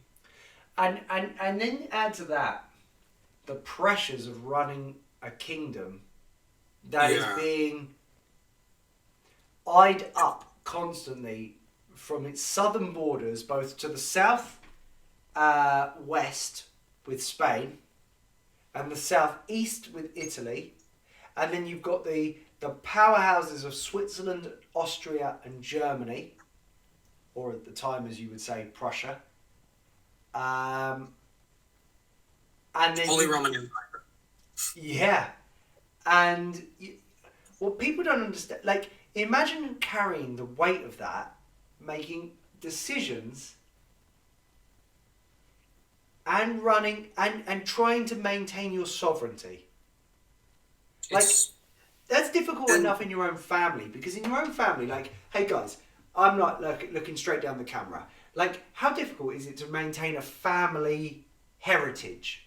Like, my dad passed down to me my family name and my family heritage because I'm the oldest son. But in the modern era, that doesn't mean as much as it did maybe 100 years ago. And I'm sure you guys carry the weight of your father's name to some degree or another. Yeah. But this is different. Imagine that times 100. Now imagine that times 1,000, because it's not just your family name in heritage, but you're royalty. And with Henry V, after on Agincourt, the pressure was even more on. But he led the way in a blaze of victories, militarily, diplomatically, and managed to oust the Dauphin from the lineage. Well, I should say not the lineage, but the inheritance of France. So, again, and I come back to this, let's provide some context. I'm drinking a lovely bit of Bordeaux here. Could you explain what Agincourt was? And try to provide it as a neutral, not as someone with French heritage. Okay. On the English side, it was the culmination in terms of, well, I would say the penultimate culmination, because there's Valneuil around the corner, but Agincourt was one of the great climaxes in terms of military technology for the longbow. The longbow really, really crushed the French in Agincourt. It decimated them. However, decimated is not technically the correct word, because decimated means to destroy 1/10. But I like the word decimated. Carry on. But what Henry also did there, well, he was aided by a bit of the Burgonde alliance, sort of, that was already growing. So that the Almanac were the ones decimated, I guess you could say. And the Burgonde walked away off scot-free, and Henry V then ordered the deaths of a great many of the French prisoners, which broke all the rules of chivalry, and I guess you could say inaugurated the era of all-out warfare in France. And now the thing is, by this time, Henry V had, as a prisoner, the King of Scots, James I, who was properly assimilated to English culture for the most part, because he spent most of his life in England, at least at that point. So he's very much considered the English king of Scotland. Yeah, and he had now mastered the Français and the Franc, and he took huge swaths of territory from the French, and he got himself recognized as essentially the heir to the French crown, with Charles the Mad agreeing to it because he's cuckoo for Cocoa Puffs. But and just to get some clarification, was he always mad? Well, before 1392, no, he wasn't. He was known as the beloved. The BME. And the reason I asked you that is it's important for people to understand. It's easy to refer to someone as the Mad, but he really wasn't a perpetually, he wasn't lost. He'd go insane, then he'd regain his sanity. Then he'd go insane, regain his sanity. He was like Nebuchadnezzar of the Bible. Yeah. Apparently, I did a quick glimpse of his bio, and it seems that his mother's side had similar traits, mental health issues. And what's funny is that his daughter, Catherine, was engaged to and married to Henry V, and their son, Henry VI, would have similar incidences and fits of madness as Charles. So, no offense, but in a way, France helped kind of poison England through this marriage. And essentially an accidental, oops, bumpy. Yeah. Okay, Yeah, and again, this is important. So, because this was a pivotal moment in all the war. So, Henry V married Catherine of Valois, or de Valois. And we keep mentioning this word, Valois. It's a name. But these alliances were like plasters on a gaping wound. Yeah, that's the perfect way to say it. Like, it was meant to disinherit Charles le Dauphin, or Charles VII, Charles VII, and but the thing is, Henry thought he had the whole thing stitched up for the most part. Like, he had most of the territory. The rest of the territory was mostly in Bourgogne's hand. They're firmly his allies. He has a great slew of brothers who were all competent officers, administrators. Everything was going his way. But then the French won their first victory in a while. And where did they win that victory? Where did they win that victory? It was in the region called Beaujais. Sorry, I'm really sorry. That cut out just as you said the name. Beaujais. Beaujais, thank you, merci. Je ne sais pas comment le prononcer en anglais. For those of you that are wondering what he said in English, I said, I don't know how to pronounce this word in English. le mot. There's a lot of French terms I don't know how to translate. Of course, bien sûr. And that has to do with my lack of mastery of the English language, I guess. Oh, behave. You've got an excellent mastery of the English language. You're just showing off. It's a matter of sometimes French doesn't truly translate into English. It really does not. The French language speaks in a very different way to the English language that most English people don't comprehend because we don't need to, because we speak English. We could have multiple different words that mean the same thing. Yeah. But have different contexts. And but sometimes translating them, things get lost in translation. But that's where trying to figure out the closest meaning to the word can be tricky. But that's where I go back to that word capricieux, because we could say, oh, he's so changeable. Oh, he's got multiple personalities. Oh, he's got... But the word capricieux just encompasses it all. And we have... I think one good English term for that would be fickle. Fickle! There you go. But we have a better word, and it's capricious. That word exists in the English language, but we don't use it. The French have definitive blocks of how to understand a concept. I love it. But the Battle of Beaujais, which was, in the west of France, I believe. Yep, I've got this all down in my little chart here. I drew out myself. Ooh. Carry on. Do show it. But was won not by a Frenchman, which angered the French to an extent at the time. So at least the nobility, the people apparently, a victory is a victory. Like, quand ta victoire comme, c'est une victoire, c'est le vainqueur. You're the winner. But John Stuart, the cousin of the King of Scots, won the battle, and he dealt the most crushing defeat to the English in the entire war up to this point, because the right-hand man and favorite of Henry V, his heir, about not counting his son, Henry VI, the Duke of Clarence was killed in the field. And this was a blow to the English, because up to this point, they were invincible. This proved they could be beaten. But the psychological victory for the French was not to pan out, as the old habit of the French to betray each other came back.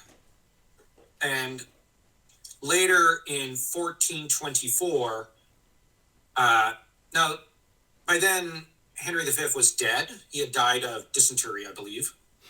And he had left the He regency of... He crapped himself too much. Yeah. He left... Dirty way to die. Yeah. Awful way to die. Yeah. He left the regency essentially to his younger brother, the best of his brothers, the Duke of Bedford, who, I mean no offense, but I think he was possibly a better military commander than Henry. Henry who? Make sure everyone understands. The Duke of Bedford won the Battle of Valneuil, but the French pressed for John Stuart and the other Scottish commanders to charge their deaths, which they did, and thus... Essentially turning them into the vanguard. Yeah. You had Alex Buchanan, the killer of the Duke of Clarence, and John Stuart, the Marshal, le Maréchal of France, who charged their deaths, and thus the only men who could protect France died.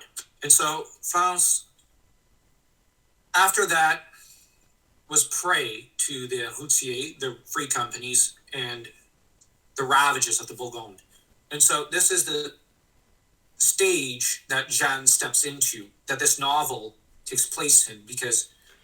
Can I just ask you give her the correct pronunciation, but for clarity, Jeanne, in common English, would be... Joan, I think. Please. And the only reason I ask you to say it that way is because 99% of people would refer to her as Joan of Arc. Oh, okay. Of course, she's Jeanne d'Arc. But... Yeah, we just instinctively say Jeanne d'Arc. Yes. Or Jeanne. Yes. Jeanne. But just... Yeah, it's written in her day differently than it is today. It's just important for people's clarity. And this is where, probably this section now ends. Because we're going to now move into the book. And we invite you all to join us in the personal recollections of Jeanne d'Arc. Mm-hmm. And excellently written by Twain. To say the least. I mean, and I speak now personally, okay? This is someone who's never read it, but I am fastidious about the English language when I read it.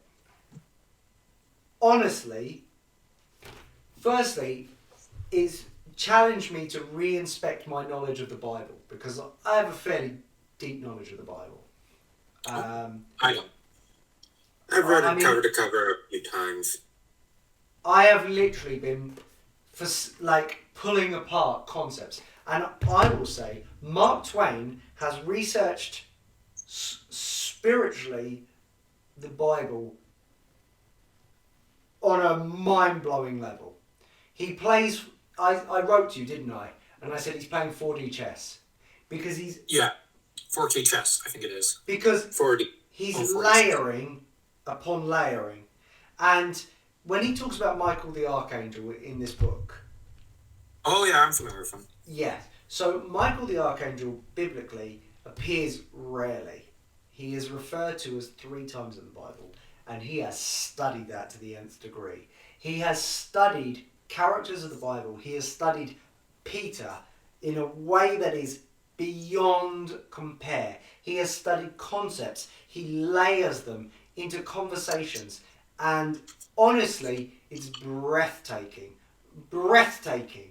I'm talking, if you're watching this, I'm talking to you down the camera as opposed to talking now to the brothers, although it appears one of the brothers has just disappeared. Yes, to take care of the dog. He layers concepts and thought processes, and we are going to go deep. And I think we'll probably split this up over 3, 4, maybe 5 podcasts. Drop my gum.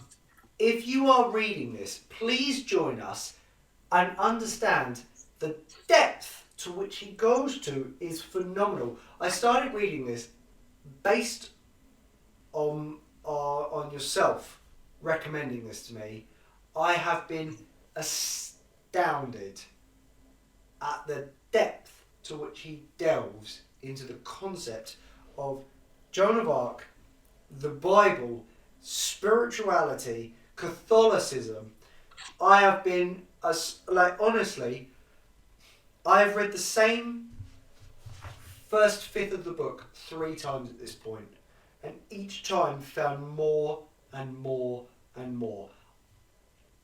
And we're pontificating over this. It will be worth every second of your time. Join us.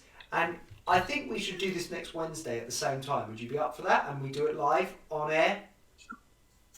Sure. And we will go over this, and what comes from it comes from it. And please join us. And as a book club, we invite you to be a part of it. Read it. Joan of Arc, Mark Twain. We're only going to go through the first quarter, something like that. Yeah, and the first, book part, like part 1, because there's just so much. Yeah. That he put in. I have literally covered. I don't know if you can see it from there. I have covered this book with concepts and thoughts and like this, and the way he bounces through words. Like he leads to a poem, and as he's leading to the poem, he's bouncing his words. Just yeah, power. He even references medieval literature, like, and even concepts like La Prophétie de Merlin, the Prophecy of Merlin, a 12th century series of poems. I picked up on that. Phenomenal. And like he references that, and that is in one of the poems. There's a prophecy, I say use air quotes because it was written in the 12th century, but who knows if it was really written by someone called Merlin. It might have been named after the figure from Arthurian, but he predicts the arrival of La Pucelle, who will rescue France in her direst hour. Yes. And he references the death of yes! You have La Pucelle, which means a vierge, a jeune fille, but it's a bit more complicated of a word than that. It's like basically, I guess you could say Christos, our version of a Christ figure almost. The thing is, with us French, there's an entire spirituality around Jeanne where every French person, no matter, you can tell a Frenchman from anyone else by how much they love Jeanne and Joan. And to us, she's like the second coming. And yes. I've met some French people who believe she was actually the reincarnation of Jesus, because the idea is that she is because the word Christos means messenger in Greek. Yes. And so Jesus Christ is Jesus the messenger. And the idea is Jeanne la messagère. That's one of her titles. Joan the messenger. So, yeah, she's if you're an atheist and you're French, you'll still believe she was sent by God to an extent. Well, if you read Chapitre 2, and which is the fairy tree of Domremy, and the last, I love that part.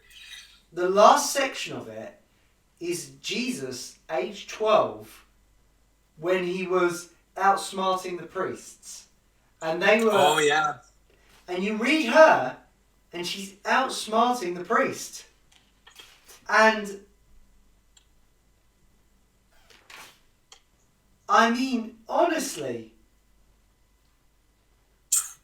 there's this one paragraph. Okay, so guys, I'm going to wrap this up within 5 minutes. But there's this paragraph. It says, "Then she finished with a blast at the idea that fairy kinsmen of the fiend ought to be shunned and denied human sympathy and friendship because salvation was barred against them.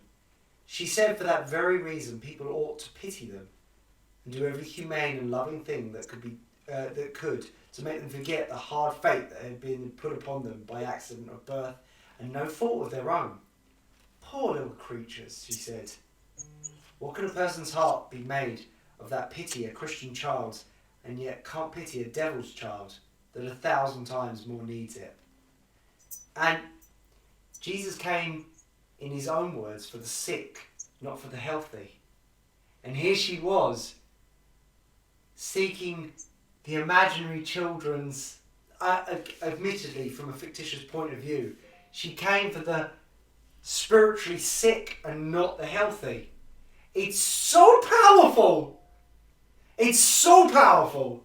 If you can't read this and not be affected by the power of it, you've missed the whole point. And Mark Twain's been 12 good years. That's my opinion. And I haven't even finished it. Yeah, and I think that my closing remark will be that Mark Twain, over the years, as he researched her and wrote about her, in a way became Frenchier than most French. But I think that he came to revere, love, yeah, lovely. Jeanne as we do. And honestly, like, I don't know how to put this, but when I have a crisis of faith, I often turn to this book.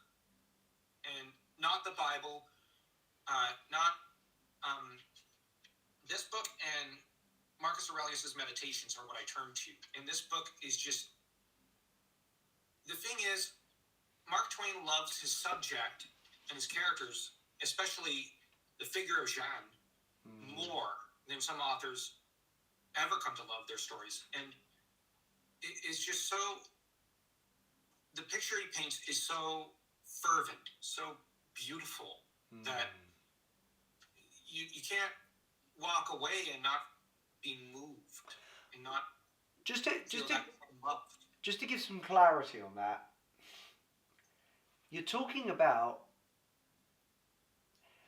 Mark Twain personifies all the Christ-like qualities, but also the imperfections in his extremity of characters that surround her. He puts in a Peter, he puts in a John, he puts in a Timothy. You know, like Timothy in the Bible was told by Paul, let not anyone look down upon your youth. And there she was as a youth. He encompasses so much. Honestly, don't miss this novel. Don't. Find yourself in it. What's being said here by both the brothers? There's so much power in this. Honestly, I've sat there, and at one point the other day, I had the hairs, all those hairs that I've got on my head, on the back of my neck, standing on end. All three of them, because it is astounding what he puts into this novel. I cannot stress it enough. Join us in pontificating over this novel. It is a sight to behold. Please, please, please don't miss this. Be with us. Join us. We're going to invite some guest speakers on. It's beautiful. Guys, it has been a pleasure. Well, I said I've got, but let's just hit reset. Guys, come join us. We are going to go in depth on this, and you will not regret reading this. I have to thank both of you for introducing me to this novel, because I have never been so astounded in my life. Oh, the pleasure is ours. I discovered this novel when I was 11, and it just changed my life. It's powerful. Yeah. Powerful. And can I just read something off the back of it? And if you watch the latest Inside the Creator, you'll know that I read this. I just want to read this off the back, because it's important. This gives you some context. It gives you some psychology. Our gentlemen here are both interested in history and psychology. Listen to this, because this tells you a lot about the humility of Clemens, or Mark Twain. A lengthy historical novel written because Joan of Arc was Clemens' favourite historical character. He stated, "It means more to me than anything I have ever undertaken." Clemens devoted 12 years to researching and writing this novel. Harper's Magazine serialized it first in 3 monthly installments. This was back in April 1895 to April 1896. Without his name. Why without his name? Because he used the pseudonym Sur Louis de Comte to prevent the works not being taken seriously under his own name. He was so humble, he retracted his name from it and put in Sur Louis de Comte. That's important. He knows human psychology enough to know if I put my name to this, people won't take it seriously. I want this to be taken seriously, and my name is not important. Yeah.